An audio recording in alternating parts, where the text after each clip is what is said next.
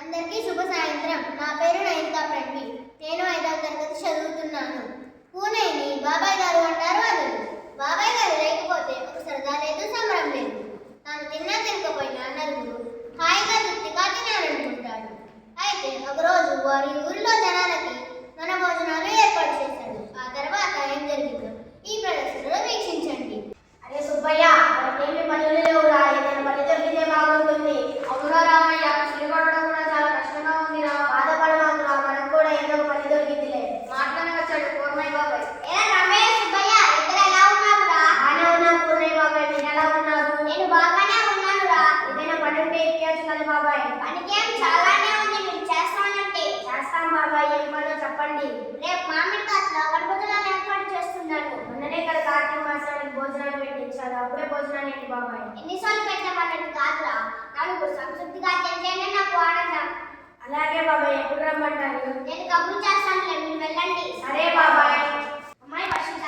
వర్షిత, ఎవరు? పూర్ణయ్య బాబాయ్, ఏంటి ఇలా వచ్చావు? రేపు మామిడి కాసులో వనభోజనాలు ఏర్పాటు చేస్తున్నాను. నువ్వు మీ పిల్లలు తప్పనిసరిగా రండి. మొన్నే కదా బాబాయ్ కార్తీక మాసం వనభోజనాలు ఏర్పాటు చేసావు, మళ్ళీనా? ఎన్నిసార్లు పెట్టామన్నది కాదమ్మాయి, నలుగురు సంతృప్తిగా తింటేనే నాకు ఆనందం. సరే బాబాయ్, అందరం వస్తాము. అమ్మాయి శ్రావణి. శ్రావణి, ఏంటి పూర్ణయ్య బాబాయ్ ఇలా వచ్చావు? రేపు మామిడి కాసులో వనభోజనాలు ఏర్పాటు చేస్తున్నాడు. నువ్వు మీ పిల్లలు తప్పనిసరిగా రండి. మొన్నటి కార్తీక మాసం వనభోజనాలు ఏర్పాటు చేసావు, మళ్ళీనా? ఎన్నిసార్లు పెట్టామన్నది కాదమ్మాయి, నలుగురు సంతృప్తిగా తింటేనే నాకు ఆనందం. సరే బాబా, మా పూర్ణయ్య బాబాయ్ ఎంత మంచివాడు. అమ్మాయి దీపిక.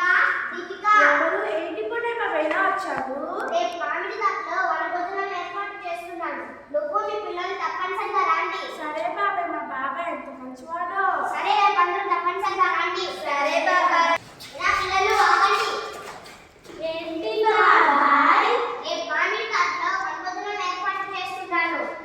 అవునా బాబాయ్? అవును పిల్లలు. మా బాబాయ్ ఎంత మంచివాడో. ఆగండి పిల్లలు. అక్కడికి వచ్చి మీకు ఇష్టమైన పిండి వంటలన్నీ తిని వెళ్ళండి.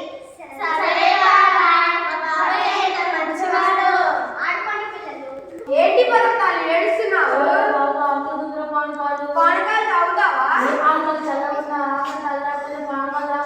అదిగో మాటల్లోనే వచ్చాడు పూర్ణయ్య బాబాయ్, నీ ఆకలి తీర్చడానికి. ఎలా కొన్నదాము? ఎందుకు ఏడుస్తున్నావురా? చాలా బాగా ఆకలి ఉంది బాబాయ్. నీ ఆకలి తీర్చడానికేనా నేను వచ్చింది?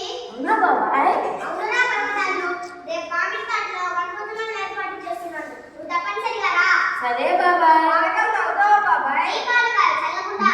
రేపు మామిడి కాసులో వనభోజనాలు ఏర్పాటు చేస్తున్నాడు. పర్వతాన్ని తీసుకొని నువ్వు కూడా రా. సరే బాబాయ్. మా బాబాయ్ ఎంత మంచోడు. అవునా పుల్లయ్య బాబాయ్? నీకు పట్టుకోను, నేను ఎప్పుడు గొడవలు పెట్టాను పుల్లయ్య? నువ్వు దండ తెలుసు గొడవ పెడుతున్నామని. నువ్వు కడుపు నిండా అన్నం తినడం నేర్చుకో. ఇలాగ మాట మన పూర్ణయ్య బాబాయ్ వచ్చాడు.